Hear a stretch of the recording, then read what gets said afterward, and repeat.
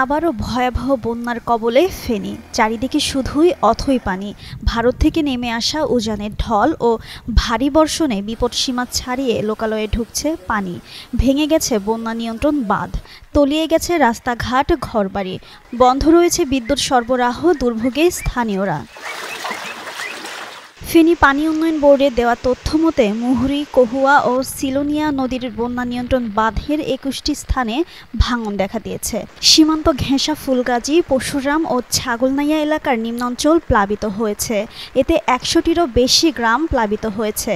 সময় বাড়ার সঙ্গে প্লাবিত হচ্ছে নতুন নতুন এলাকা। ফেনীর বিদ্যুৎ বিতরণ বিভাগ ও পল্লী বিদ্যুৎ সমিতির তথ্য মতে ২ উপজেলার কিছু এলাকায় বৈদ্যুতিক মিটার এবং সাবস্টেশন পানিতে তলিয়ে গেছে। দুর্ঘটনা এড়াতে প্রায় ৩১,২০০ গ্রাহকের বিদ্যুৎ সংযোগ বন্ধ রেখেছে পল্লী বিদ্যুৎ কর্তৃপক্ষ। এছাড়াও বিভিন্ন এলাকায় মোবাইল নেটওয়ার্ক বন্ধ থাকায় যোগাযোগ বিচ্ছিন্ন হয়ে বিপাকে পড়েছেন বানভাসীরা।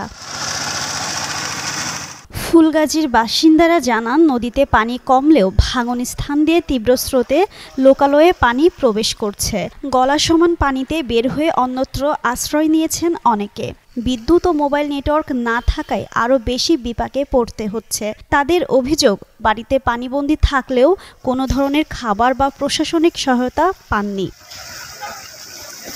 আবহাওয়া অধিদপ্তর বলছে, জেলায় টানা ৩ দিন ধরে মাঝারি ও ভারী বৃষ্টিপাত হচ্ছে।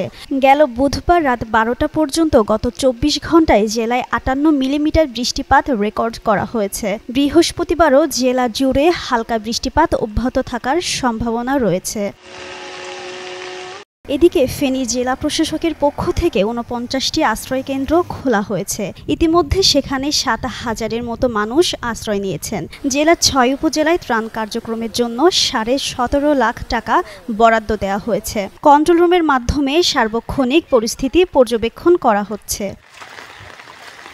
জিন্নাত আরা ঋতু, যুগান্তর নিউজ।